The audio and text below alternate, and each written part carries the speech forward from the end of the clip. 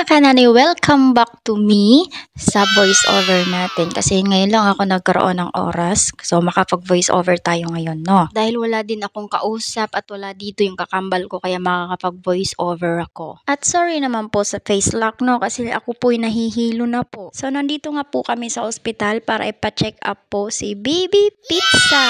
Kasama ko po yung isa ko pong alaga, yung laging nakabuntot po sa akin. Yan po yung buntot ko, lagi po siyang nasa akin. Habang nasa waiting area po kami, pinapunta ko muna po yung isa kong alaga dito para maglaro. Ang ganda niya, kaya lang maliit lang siya. At habang naglalaro po yung alaga ko, maya-maya po, tinawag na po ako, amo kong babae. At dito po kami napadpad. Check na po ni doktor kung ano ang problema kay Baby Pizza. Mga kanani, kasi paglabas po ni Baby Pizza, yung isa niya pong mata, hindi niya po madilat. Puro mga after 2 weeks, bumalik kami dito sa ospital para i-check ulit yung mata niya kung okay na siya. Sa awa naman po ng may kapal, okay na po yung mata niya. Kaya lang po nagmumuta pa rin. Labas ko po ng ospital, akala ko po maliwanag pa, pero gabi na po pala. At dito po, nagtatanong po yung nanay ko kung pinapainom ko daw po yung bata ng gamot para sa tiyan. Kasi mga kanani, yung tiyan ni Baby Pizza, para siyang hinog na langka. Pag tinapik mo yung tiyan niya, para siyang madagundong. Parang ang daming hangin sa loob ng tiyan. Kaya umiinom siya ng gamot para pang pautot.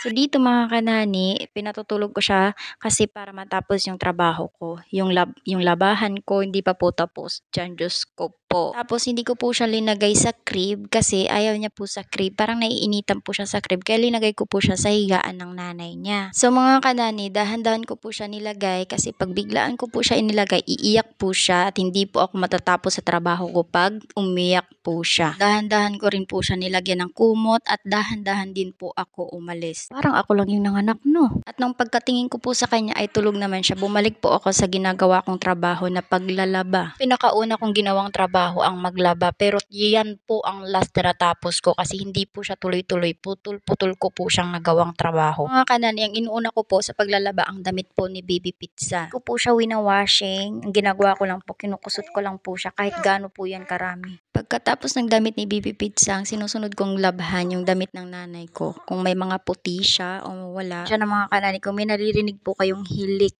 Hilik po yun ni Baby Pizza kasi nasa akin po siya habang nagvo-voice over. Pag na-dryer ko yung damit ng nanay ko, isinampay ko muna tong mga damit ni Baby Pizza. Kung naka-dryer yung damit ng nanay ko, syempre yung damit ko ibinabad ko na rin para makusutan ko na rin siya. Para wala nang labahan akong nakikita kasi masakit ang ulo ko pag may labahan akong nakikita. May labahan akong nakikita, parang wala nang katapusan yung trabaho ko buong araw. Isang naman maglaba kasi naka-washing naman. Ang mahirap lang kasi putol-putol yung trabaho ko, hindi siya tuloy-tuloy. Tapos kung magsampay ng damit ni Baby Pizza, sinunod ko yung damit ng nanay ko, sinampay ko na rin. Medyo marami-rami din tong nilaban ko kasi alam ko 3 days ata tong labahan namin. Katapos kong magsampay, pumunta din ako sa laundry area, lininis ko yung washing at saka maglilinis din ako ng bottle ng bata. Akala ko tapos na ako magsampay pero mayroon pa pala yung damit ng nanay ko, nakalimutan ko yung puti. Tapos na ako magsampay, tiningnan ko yung pakuluan ng bottle ng baby. Nakikita niyo mga kanani, pinupunasan ko lang siya, hindi ko siya hinugasan ng tubig kasi baka masira, ako pa yung masisi kung bakit hindi na siya gumagana. Last time mga kanani na may kinuha yung nanay ko ng nurse, hindi daw gumana yung sterilizer ng bottle ng baby. Kaya nagulat ako bakit hindi gumana, ibago yan. So ang nani nyo kasi wala naman sa bundok yan, no? Kung bakit ayaw gumana, dun pala kailangan may pindutin ka doon sa harap niya,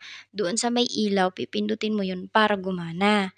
Doon ko lang nalaman kasi tiningnan ko siya, hinugasan ko siya ng maayos at pinunasan ko na rin siya. Doon ko nalaman na kailangan pala pindutin pag nag-sterilize. So, kailangan pala pindutin yon para umilaw at para gumana yung makina niya.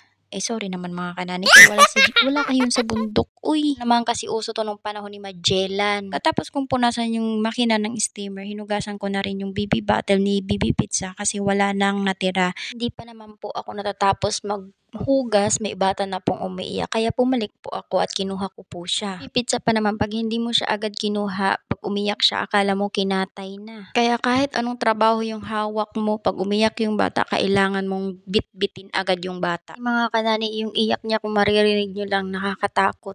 Kaya kahit anong trabaho yung ginagawa ko, binibitawan ko kahit hindi na tuloy-tuloy, basta makuha ko lang yung bata. Kasi pag umiyak siya, Diyos ko po, para akong hinihila papunta sa kanya kasi yung iyak niya para siyang binabalatan ng buhay. Tapos yung iyak niya mga kanani, yung biglang lakas na maririnig mo talaga tapos biglang matihinto pero pagtingin mo sa kanya namumula at nagva-violet na siya.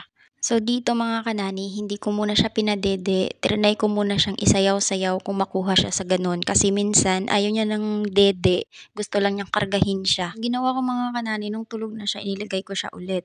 Pero bigla na naman siyang umiyak mga kanani. So no choice na naman tayo mga kanani, ikarga na naman tayo to the max pero binigyan ko na siya ng gatas kasi para makatulog na siya ng maayos. Kailangan binigyan ko siya ng gatas, kailangan isayaw-sayaw ko siya ulit. Tapos bumalik na ako sa trabaho ko, tinapos ko na. At maya-maya dumating isa pang grasya. Nagpamatam ang nanay niyo, hamdallah. Syukran madam kasi ako gutom na talaga, hindi ako makababa para kumain. Binilhan niya ako ng pagkain. Hindi pala ako. Bali yung anak niyang isa, bali sinabay lang niya ako, binigyan lang niya ako ng pagkain. Yung isa kong alaga, ayan na, nagmamadali na rin siya. Gusto niyang kunin yung isa, sabi ko mag-antay siya. Tara, kain mga kanani. Thank you mga kanani.